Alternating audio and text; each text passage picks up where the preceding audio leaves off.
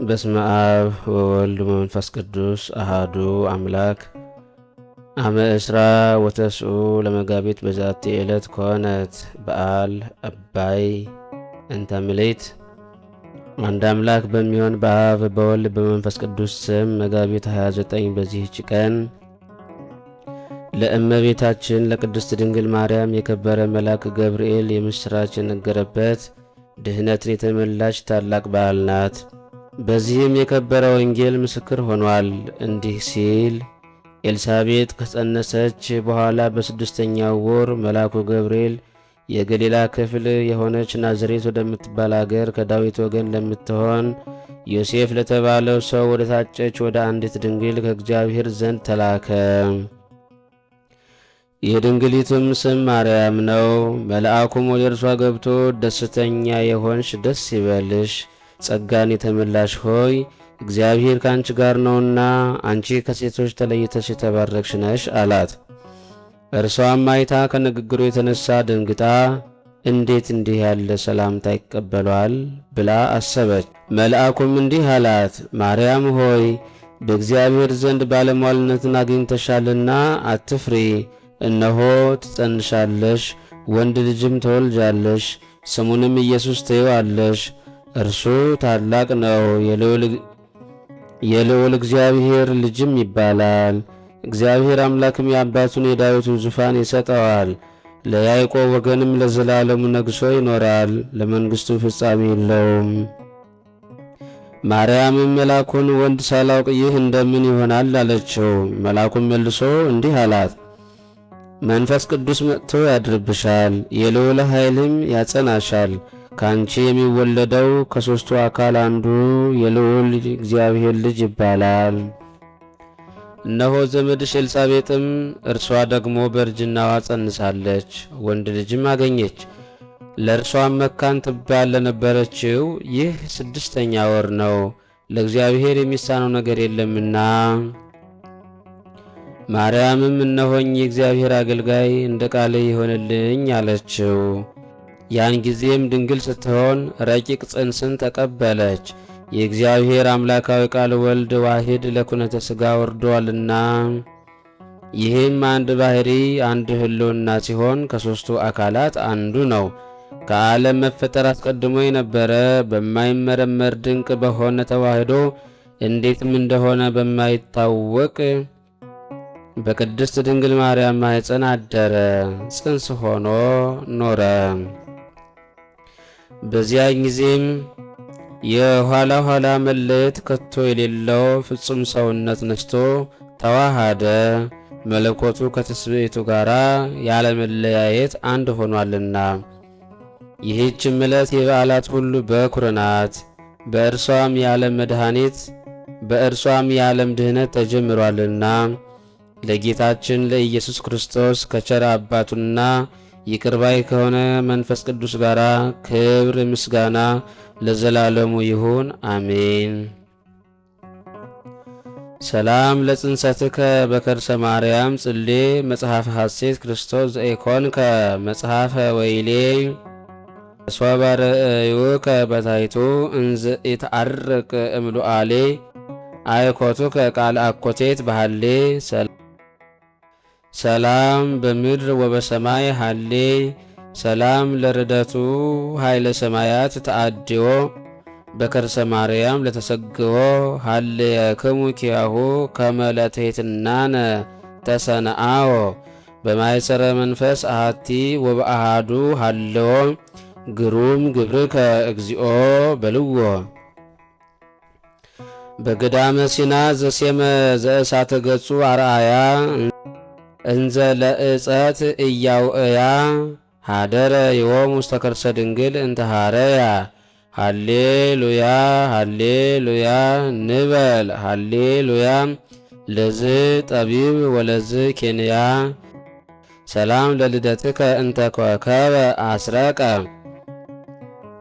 ነገሥተ አሕዛብ ይምራህ እለይ እምሁከ ወርቀ እግዚአብሔር ጻድቅ እንተ ታፈቅር ጽድቀ ረሲ አድህኖተከ ወምህረተከ ሰዋቀ አመ እብነ ጌጋይ ግሩም ላዕሌየ ወድቀ።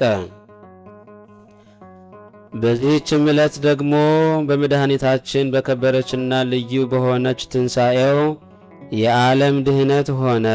በረቀቀ ጥበቡ 33 ዓመት ያህል በምድር ላይ ሥራውን ሰርቶ በፈጸመ ጊዜ በፈቃዱ ሕማማተ መስቀልን ተቀብሎ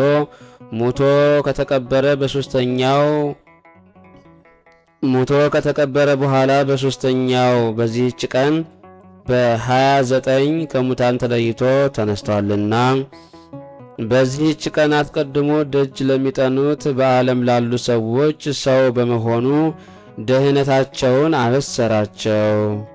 እንዲሁም ደግሞ በዚህች ዕለት ከሲኦል በመዳን ሙታንና ሕያዋን ደስ አላቸው። በዚህችም በጌታችንና በመድኃኒታችን ኢየሱስ ክርስቶስ በሥጋ መነሳታቸውን አረጋገጡ።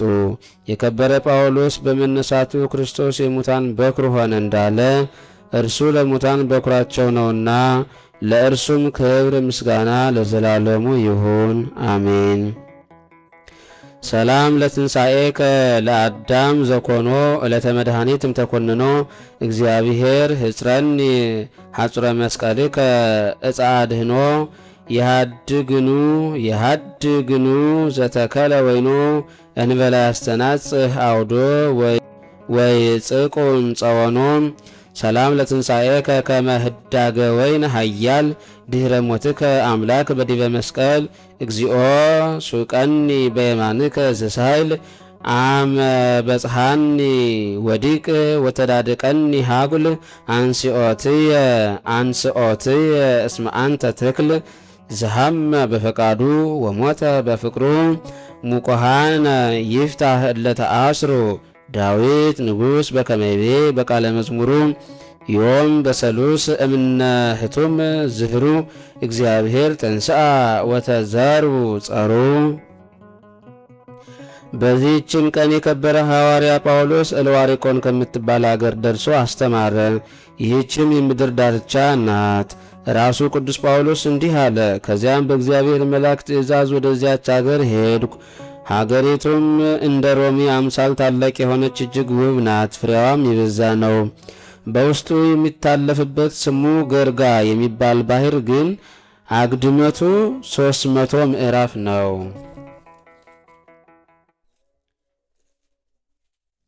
መጋቢት 27 ቀንም በመጀመሪያ ከዚያ ከባህሩ ዳርቻ ደረስኩ። ለሀገሩም ሰዎች ባህላቸው ነበር። የጽጌረዳ አክሊልም እየታቱ በጣቶቻቸው ራስ ላይ ያኖራሉ። ከስንዴያቸውም አዲስ እሸትን ለጣዖታቸው ያቀርባሉ። የሀገር ጠባቂ የሚሉትም በጠልሰም የተቀረጸ ስዕል በአገሩ ቅጽር ላይ ተደርጓል። ወደዚያች አገር የሚመጣ እንግዳ ሰው ሲያይ በላዩ ያደረ ርኩስ መንፈስ በታላቅ ድምፅ ይጮኻል።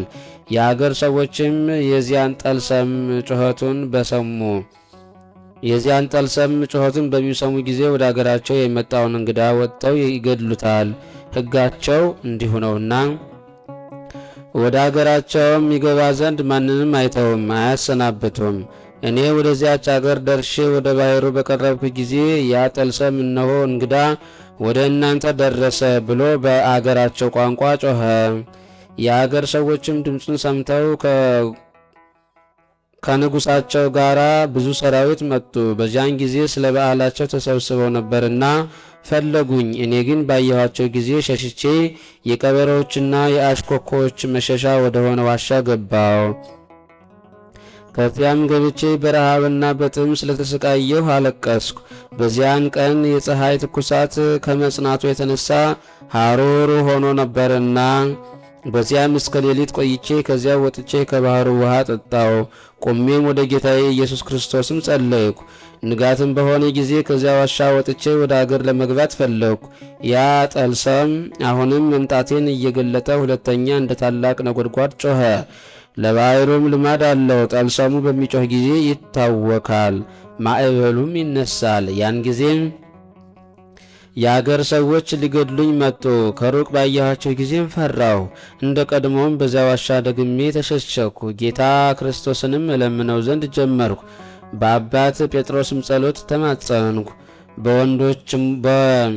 በወንድሞቼ በሐዋርያትም ጸሎት ይልቁንም ንጽሕት ድንግል በሆነች በብርሃን እናት በእመቤታችን ማርያም በአማላጅነቷ ተማጸንኩ። በሌሊቱ ርዝመት ሁሉ ስጸልይ አደርኩ። በነጋ ጊዜም ወደ ባሕሩ ዳር ወጣሁ። ያም ጠልሰም እንደ ልማዱ ጮኸ። ተራራዎችም እስቲናወጹ ጩኸቱን አበዛ። የባሕሩም ማዕበል ታወከ፣ ውሃውም እንደ ደም ሆነ። የአገሩ ሰዎች ከሰራዊቶቻቸው ጋር እንደ ቀድሞው ወጡ። ባሕሩም መርከቦችን ተመላ። እኔም ልሰወር ሮጥኩ። በዚያን ጊዜም የብርሃን እናት እመቤታችን ድንግል ማርያምን በባሕሩ ላይ ቆማ አየኋት። ጳውሎስ ሆይ ወዴት ትሸሻለህ? አምላክህ ክርስቶስ እንዲህ እንድትሸሽ አዘዘህን? እርሱ ራሱ ሥጋችሁን የሚገድሉትን አትፍሯቸው፣ ነፍሳችሁን ግን መግደል አይችሉምና ያለ አይደለምን? አንተም በቦታ ጸንተህ ቆም፣ እኔም ካንተ ጋር አለሁ፣ እጄንም ካንተ አላርቅም። በርታ ጠንክርም። የዚችን አገር ሰዎች ሁሉንም በዚህ የባሕር ውሃ እንደምታጠምቃቸው እወቅ። በእጅህም አምነው ሙታን በሚነሱባት ዕለት ዕድላቸው ካንተ ጋር ይሆናል። ባሕሩም ቃልህን ሰምቶ ይታዘዝልሃል አለችኝ። ምሕረትንና ርኅራኄን የተመላች እመቤቴ የብርሃን እናት ድንግል ማርያም ይህንን ስትነግረኝ እነሆ በእጃቸው የጦር መሳሪያ የያዙ ኃይለኞች ሰዎችን የተመሉ መርከቦችን በቅርብ አየኋቸው። እጅግም ፈራሁ። እመቤቴ ማርያምም ተሰወረችኝ። ነገር ግን ከደመና ውስጥ ጳውሎስ ሆይ ሰዎችን አጥምቅ፣ ማጥመቅንም አታቋርጥ የሚለኝን ቃል እሰማ ነበር። እኔም በታላቅ ቃል ፈጣሪ ሆይ ይህንን የባሕር ውሃ ለእልህ ለተጣሉ በጎች ሰይጣንም ለማረካቸው ጥምቀትን አድርገው። ጌታዬ ኢየሱስ ክርስቶስ ሆይ በዚህ ባሕር ጥምቀት እሊህን ሰዎች በሦስትነትህ ስሞች የልጅነትን ክብር የሚቀበሉ አድርጋቸው በማለት አሰምቼ ተናገርኩ። እንዲህም ይህን እያልኩ ከባሕሩ ውሃ ዘግኜ ሰዎች ባሉባቸው መርከቦች በላያቸው ረጨሁት። የሰዎቹም ቁጥራቸው 150,000 ነው። እኔ ወዳለሁበት የባሕር ዳርቻ በደረሱ ጊዜ ከመርከባቸው ወጥተው ፈለጉኝ። እኔም እመቤቴ የብርሃን እናት እንዳዘዘችኝ በፊታቸው ቆምኩ። በረድኤቷ ተማምኛለሁና አልፈራሁም። ባዩኝም ጊዜ ሁሉም በፊቴ ሰገዱ። በአንድ ቃልም ቅዱስ ጳውሎስ ሆይ ፍቅር አንድነት ላንተ ይሁን፣ ወደ አንተ ከመድረሳችን በፊት በመርከቦች ውስጥ እያለን እኛ ያየነውን አየህን አሉኝ። እኔም አዲስ የተወለዳችሁ ልጆች ሆይ ምን አያችሁ አልኳቸው። የሰማይ ደጆች ተከፍተው የቀኝ እጅ እንደ እሳት ነበልባል ተዘርግታ አየን። ደግሞ የፊቷ ብርሃን ከፀሐይ 7 እጅ የሚበራ ሴት አየን። እርሷም ከደመና በታች የምትረጨውን ውሃ ተቀብላ በላያችን ትረጨዋለች፣ ትስመናለች፣ ታቅፈናለች፣ በራሶቻችንም ላይ የብርሃን አክሊሎችን ታደርጋለች አሉኝ። ይህንንም በሰማሁ ጊዜ ፈጽሞ ደስ አለኝ። በስሙ በምንሰራው ሥራ ሁሉ እግዚአብሔር ከእኛ ጋር እንዳለ ተረዳው። ከዚህም በኋላ ሌሎች መርከቦች መጡ። ኃይለኞች ሰዎችን ከጦር መሳሪያ ጋር የተመሉ ናቸው። እንዲህም እያሉ ዛቱብኝ፣ አንተ ሥራየኛ ጥበበኞች ሄርምስና በልኔዎስ ታምራት የሚያደርጉባቸው የጠልሰም መጻሕፍቶች ከእኛ ጋር እንዳሉ እወቅ በማለት እኔም ቸር ፈጣሪ ሆይ የቀደሙትን በጎች ይቅር እንዳልካቸውና በውስጣቸውም ኃይልህን እንደገለጥክ ለእነዚህም እንዲሁ ኃይልህን ግለጥ፣ ይቅርም በላቸው አልኩ። ከዚህም በኋላ ከባሕሩ ውሃ ዘግኜ በላያቸው ረጨው። ይህ ውሃ በአብ በወልድ በመንፈስ ቅዱስ ስም ጥምቀትን ይሁናችሁ አልኩ። ወዲያውኑ መርከቦች ከባሕሩ ዳር ደረሱ። ሁሉም ሰዎች ከመርከብ ወጥተው በፊቴ ሰገዱ። የቸር አምላክ ሐዋርያው ቅዱስ ጳውሎስ ሆይ እናመሰግንሃለን አሉኝ። ይህንንም ድንቅ ተአምር ከቀደሙት ባልንጀሮቻቸው ጋር ተነጋገሩ። ዜናዬም በዚያች አገር ንጉሥ ዘንድ ተሰማ። እርሱም ከሰራዊቱ ጋር ተነሳ። በመርከብም ተጭነው ወደ እኔ መጡ። እኔም ዓይኖቼን ወደ ሰማይ አቅንቼ የፈጣሪዬን ስም ጠራው። ባሕርዋንም በመስቀል ምልክት አማተብኩባት። እንዲህም አልኳት፣ አንቺ ባሕር በእግዚአብሔር ልጅ በጌታዬ ኢየሱስ ክርስቶስ ስም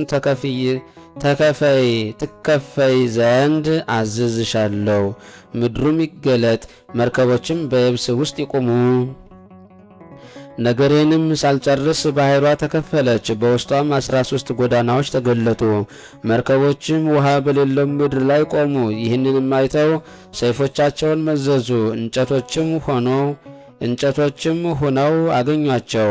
እኔም ከባሕሩ ውሃ ዘግኜ በስመ አብ ወወልድ ወመንፈስ ቅዱስ እያልኩ በላያቸው ረጨው።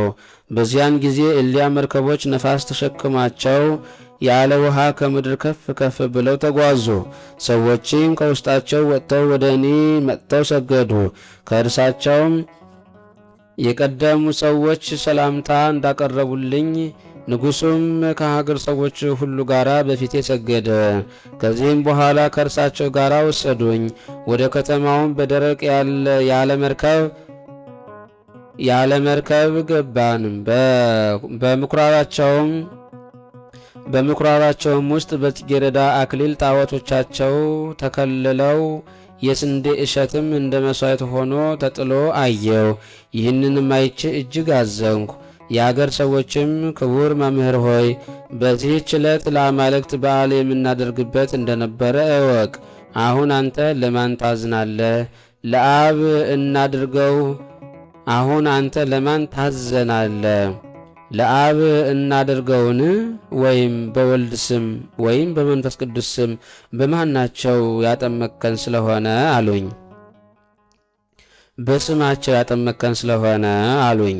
እኔም እግዚአብሔርን ያመልኩት ዘንድ የሚገባቸውን ሃይማኖት አስተማርኳቸው፣ መጻሕፍትንም በእጄ ጻፍኩላቸው። በአማላጅነቷ ከርኩስ ሰይጣን ተገዥነት ስለዳኑ ያንን በዓል የብርሃን እናት በሆነች በእመቤታችን በድንግል ማርያም ስም እንዲያደርጉት አዘዝኋቸው።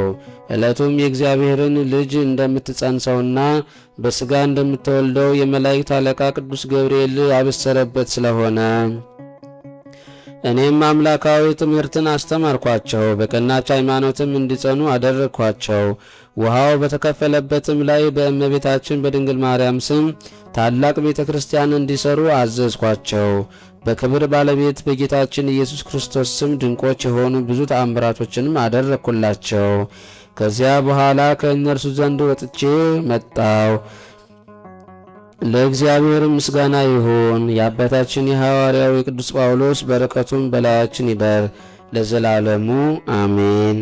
አንድ አምላክ በሚሆን በአብ በወልድ በመንፈስ ቅዱስ ስም መጋቢት 30 በዚህች ቀን ከእግዚአብሔር ዘንድ ስለተሰጠው ስለ ክብሩ ልዕልና ለከበረ መልአክ ለገብርኤል የወልደ እግዚአብሔርን ሰው የመሆኑን ዜና ለምትወልደው ለድንግል ማርያም እንዲያበስራት የተገባው ስለሆነ በዓሉን ልናከብር ይገባል።